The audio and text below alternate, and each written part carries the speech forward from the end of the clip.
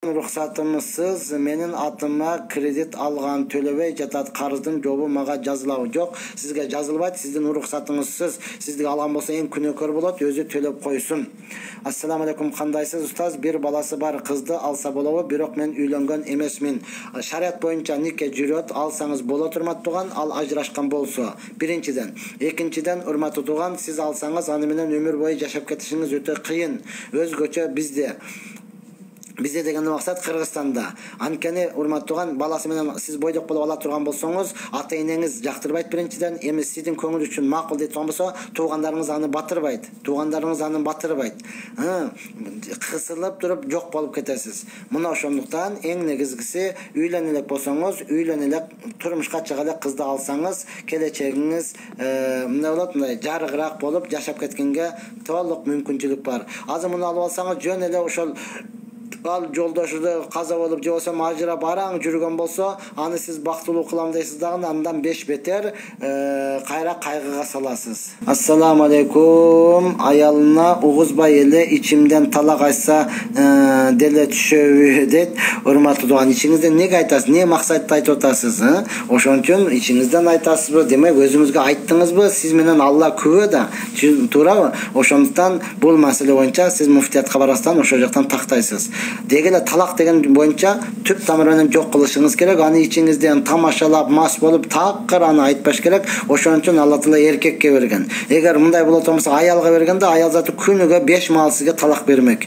Ассаламу алейкум дамылла, бизге да барганга Аллахым насип этсин. Дуа кылып коюң дамылла. Мен Сайфулла деди. Машалла. Алла насип кылсын. Ассаламу алейкум дамылла. Трейдинг аркылуу акча тапса болобу, адалбы же арамбы? Трейдингиңизди мен точно түшүнбөйт экенмин, урматтуу тууган. Ал кандай жол менен экен, тактап көрүңүз. Ассаламу алейкум устаз. Алейкум ассалам.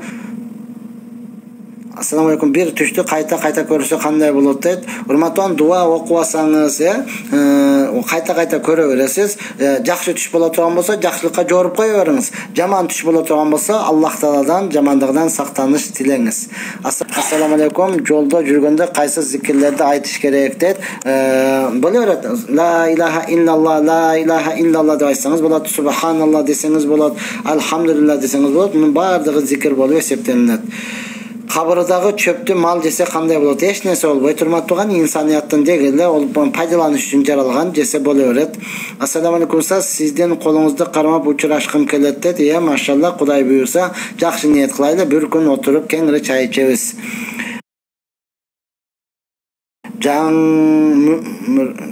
Жаңа төрөлгөн балага курма чайнатат экен, өкүмү кандай? Сүннөт өкүмү. Ассаламу алейкум досум, 83-төргө дуа кылып кой досум, Алла разы болсун. Амин. 83-төргө ортосуна ынтымак, махабат, тынчтык, биримдик берсин. Ассаламу алейкум устаз, мен кредит алган машина алгам, такси кылам, мага тапкан акчам адалбы? Жок, арам. Устаз, ассаламу алейкум, мечиттин азанчысы төлгө ачат, кандай кылса болот дейт. Аны адамдарга айтып туруп, алмаштырып коюш керек. Аны эгер айыл унчукпай турган болсо, аны муфтиятка чейин жеткириш керек. Ассаламу алейкум, кандай устаз? 40 күндүк даватка чыккан жакшыбы же 1 ай медресеге окуган жакшыбы? Эгер ушул убакка чейин чыга элек болот, экөө тең жакшы нерсе да, бирини бириге салыштырганга болбойт. Сиздин деңгээлиңиз канчалык? Эгер Курандан 0 боло турган болсоңуз, анда барыңыздагы 1 ай медреседе ошол Курандарыңызды тажвид менен түздөп алыңыз. Кудайга шүгүр, тажвидтен бар дейт болсоңуз, анда 40 күнгө чыгыңыздагы иманыңызды бекемдеп келиңиз. Ассаламу алейкум рахматуллахи ва баракатух. Саламатсыз устаз, сапарыңыз байсалуу болсун. Амин я раббил аламин. Я Рабби, жакшы адамдар көп, урматтуу. Анан анча-мынча баягыдай өзүңүздөр айткандай каттуу жазган же болсо туура эмес ар нерсени сүйлөгөндөр болот. Оларды көзгө илбестен жөнөтүп койсоңуз, бир карайт, эки карайт дагы ошону менен таасир бербейт экен буларга деп чыгып кетет. Анан итке окшоп эле үйрө берет болсоң, кайра ит болосуң. Мына ушундай. Ассаламу алейкум устаз, мен жаңы үйлөнгөн элем. Сизге өтө чоң үй бүлөлүк маселе боюнча жардамыңыз керек дейт. WhatsAppка жазып коюңуз, иншалла колдон келсе жардам бергенге биз онлайн платформалардан алтын, күмүш, акция, криптовалюталарды алып сатат экен. Трейдинг болбойт, анда болбойт, урматтуу. Анда арам, аныңызчы. Арам. Онлайн болбойт. Соода, урматтуу тууган, акчаны бир тараптан аны алуу менен, экинчи тараптан товарды кармаш менен анан болот. Пайдасы кандай? Курма чайнаткандын сүннөт. Пайгамбар саллаллаху алейхи вассаламдын сүннөтүнө тирилте турган болсоңуз 100 шахиддин сообу болот урматтаган. Пайдасы өтө көп. Устаз, сиздин жамаатыңыз менен барсак умрага канчадан болот? Акчасы 25-де $1450 болот. $1450. Comfort Plus деп коет экен урматтуу туган. Шарттар өтө жакшы, мечиттерге өтө жакын. Азыр мен Куфтандан келип туруп, ошол сиздер менен сүйлөшүп аткан учурум. Ya Rabbi, assalamu alaikum wa rahmatullahi wa barakatuh. Wa alaikum assalam. Устаз, миналла деп ат койгон маанисин айтып бериңчи дейт. Миналлах деген сөз Алла тараптан дегенне мааниде. Алла тараптан. Каяктан келсе Алла тараптан келди деген сөз. Ассаламу алейкум устаз. Махи охин жаңгак тууралуу айтып бериңчи. Махи охин ол жаңгакты мен көрө элек экенмин урматтуу тууганым. Ноокатка качан келесиз? Кудай буйрса насип кийинки жылдан барып калабыз го дейм, 2024-төн. Ассаламу алейкум устаз, арак ичкендерге дуа кылып коюңчу. Амин. Аллах субхана таала аракты көргөндө куса турган болуп калсын, Сизди жакшы көрөбүз, албетте мен дагы сиздерди жакшы көрөм. Ошондон сафарда болсом дагы сиздер менен байланышууну сагындым. Машалла, сиздерге убакыт бөлүүнүн аракетин кылып атам. Ассаламу алейкум дамылла. Тоба сүрөсү бар го, ошол бисмилласы жок башталат го, ошону түшүнбөй атам. Ошол неге дейт? Анткени ана караңчы, өтө сонун суроо бердиңиз. Демек Куранды окуп жүргөн адам болчу. Окуп жүрүп келсеңиз да карасаңыз бисмилла жок, жазылбай калганбы дейсиз, Куран андай болгон болушу мүмкүн эмес да. Албетте урматтаган Тоба сүрөсүндө Аллах субхана таала динсиз кафирларга азап менен баштаган да. Азап менен баштаган, ошондуктан аларга мээримдүүлүк жок болгондугу үчүн бисмилланы ал жерде айтылган эмес урматтуу туган. Касыр намазга сүннөт окулабы жокпу? Окулат, сүннөттөрдү окуңуз, важипти да кошо окуңуз. Ассаламу алейкум. Кыргызстан дейт. Ва алейкум ассалам рахматуллахи ва баракатух. Ассаламу алейкум. Эмирхан деген түшүндүрмөсү кандай дейт? Энчилүү ат деп ойлоймун. Түшүндүрмөсүнү мен билбейт экенмин. Ат коюлганда энчилүү аттарды түшүнөсүздөр да, энчилүү болгондо алардын маанилерин билип, анан мааниси кандай экендиги зарыл деле эмес. Эмне болот? Энчилүү ат бойдон кала берет. Я Rabbi, ассаламу алейкум рахматуллахи ва баракатух. Ва алейкум ассалам рахматуллахи ва баракатух. Дамыла, орозо деген ат кандай болот дейт? Орозо дегени урматтуу туган, бул эч нерсе жебейт деген маани да. Орозо дегени эртең менен кечке чейин өзүнү эмне кылат? Кармону негизи орозо деп айтылат кыргыздачы. Орозо деген ат боло берет. Рамазан айында төлөгөн болсо орозо, ороз деп коюп коюшат. Ассаламу алейкум, бара бер деген талак түшөбү? Жок, урматтуу туган, анын ниетиге каралат. Эгер ажырашуу максатында айткан болсо талак түшөт. Сизден сабак алсак болобу дейт. Эгер да медресеге келип окуйм дейт болсоңуз, жашыңыз 19-дан өтө элек болсо, 18 жашта болсо, медресеге атайын келип, ошол жерде 7 жыл сабак алып медреседе окусаңыз болот. Анан жашыңыз чоңоюп кеткен болсо, урматтуу туган, асырдан кийин шамга чейин келсеңиз, мен чоң курстагы окуучуларым бар, ошолорду айтып, ошолордон сабак алсаңыз болот. Анан жекече мен өзүмдөн ала албайсыз, анткени убактым жок чынында. Ассаламу алейкум, касыр канча километрден кийин окулат? 120 километрден кийин окулат. 120 километр ушуга фатва берилген, муну эч ким талаша албайт. Албетте 90 километр, 80 километр дегендер бар, ал жерде талаш көп. Ассаламу алейкум, карыздан кандай кутулабыз? Дуа үйрөтүңүзчү.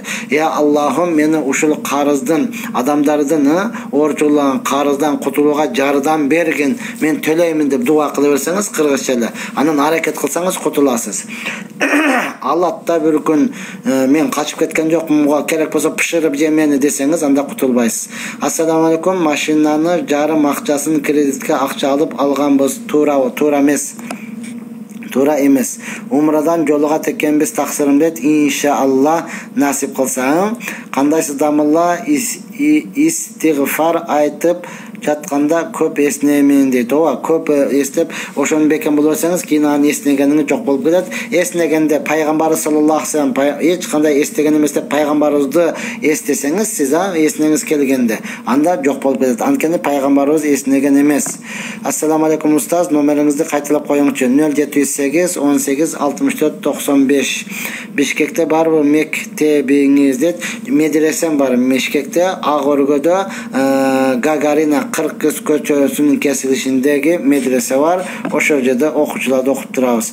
Россиядан нике кыйдырдык эле күмөн болуп калдым дейт. Эмне үчүн күмөн болосуз? Аялыңыз мусулман экениңиз болсо, эки эркек күбө болгон болсо, кызга нафсыңды тапшырдыңбы? Тапшырдым. Бала кабыл кылдыңбы? Кабыл кылдым. Бүттү, урматтуу, эмне үчүн шектенесиз? Каяктан болсо дагы. Дамыла пайгамбар саллаллаху алейхи вассалам кайсы сыйкыры менен ооруган дейт. Пайгамбар саллаллаху алейхи вассаламды кайсы сыйкыры болот эле? Ошол еврейлер не кылган, тырнакка, чачына 11 түйүнгө түйүнтүп сыйкырлап койгон да. Мына ошондо урматтаган пайгамбарыбыз 40 күн ооруп жаткан. Ошондо Фалак, Нас сүрөсү түшкөн. Бирөөсү 5 аят, экинчиси 6 аят. Мына ошол кошкондо 11 аят болот. Ар бир аятты окуганда түйүндөрү чечилип, пайгамбар саллаллаху алейхи вассалам кишенден бошондойгондой туруп кеткен. Кыргызстанда мурабаха деп реклама кылып үй алсаңыздар болот дейт фатва. Оны такташыңыздар керек, урматтаган. Бизде мына ушундай да, себеби башында алымдарыбыз, устаздарыбыз башында карайт, алар сонун кылып айтып берет ушундай деп. Макул алсаңар болот деп акырыла барсаң, анан ЧП чыгып алар камалып калат. Анан биз устаздарды жек көрөбүз да, сен башында айтпадың беле, сен ушуларга кошосуң деп кайра не кылабыз, урматтуу тууган, жамандап киребиз. Мына ошондон өтө этият болушка мен чакырат элем. Устаз Кызыр кандай адам дейт? Бул пайгамбар болгон, урматтуу тууган, пайгамбар болгон. Аллах Хасон Муса алейхиссалам менен жолуккан. Кур'ан-ы Каримде Каф сүрөсүн окусаңыз, ошого жолуккан. Анан кээ бир алымдар муну пайгамбар десе, кээ бирлер пайгамбар эмес дейт. Кантсе дагы биз Кызыр алейхиссалам деп аны эскеребиз. Ассаламу алейкум таксир, түштө адам учуп жүрсө не болот дейт? Эч нерсе болбойт. 15 декабрь Карабалта медресесинде бир айлык курс болобу дейт. Ошол карабалталыктардан сурасаңыз жакшы болот эле. Кышында негиз алар кылат, анан быйыл дагы кылбаса керек, мен толук кабарым жок экен. Дедим эле сизге, устаз балама дем салдырайын дедим эле сизге дейт. Жок, урматтууган, мен тилекке каршы дем салбаймын. Мен сабак беремин, мен баян өтөмүн. Дем салчулар, карылар ошого барсаңыз жакшы болот.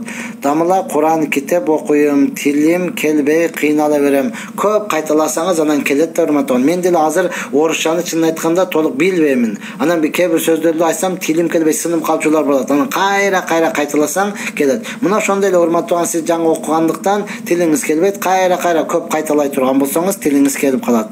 Ассаламу алейкум рахматуллахи ва баракату. Устаз дуа кылып коюңчу, үйлөнө албай жатам. Аллах таала салиха кыздардан түш кылсын. Устаз урдалган акчаны билбей жеп алса күнөө болобу? Жок, урматтаган. Пайгамбар саллаллаху алейхи вассалам айткан, биздин үммөттөн ушундай билбеген, хата кылгандары кечирилинген деген. Я Rabbi, assalamu alaikum damılar. Narınga kaçan kelesiz. İnşallah narınızlar çakırsanızlar baram. Koyuңuzdарды, etиңиздерди сагындым. Сыйыңыздарды көргүм келет албетте. Нарыңызда Allah razı olsun. Ушундай беришен. Ya Allah. Allah ömrüңүздөргө береке берсин. Дагы умрага качан барасыздар? Биз январдын ортолору деп атабыз иншалла дейт. Меники ошол декабрдын 25-де, ошол мен насип кылса умрага, болбосо ошол мен токтойт. Анткени менин медреседе сабактарым бар. Январда башка устаздар бар. Ниет кыла бериңиз, урматтуу тууган. Ошол мен келип калсаңыз, Алла кабыл кылсын. Ассаламу алейкум таксир. Намазда башка нерсе ойлосо намаз бузулабы? Жок, урматтуу, намаз бузулбайт. Албетте ойлана албай окуй албайсыз. Ошондой болсо дагы эки жака өтүп кетпестен сежде кылган жериңиз менен мурдуңуз учуну карап көңүл буруп окуйсуз. Дамыла апамды чоң эжем урушуп атыптыр телефондон. Мен апама болушуп эжемди каттуу сөгүп салдым. Андай кылбаңдар, урматтуу тууган. Ал апаңыз менен эжеңиз дегени ошол апаңыздын сиңдиси болот да, туурабы? Тай эжеңизби же атаңыздын эжелериби? Кантсе дагы сиз аларга кийлигишпең. Алар башында ошондой телефондон урушмуш болот дагы. Бир туугандар кайра жараш болот. Сиз аларга каттуу сөгүп, жок, кечирим сурап коюңуз. Андай кылганыңыз жакшы эмес, урматтуу тууган.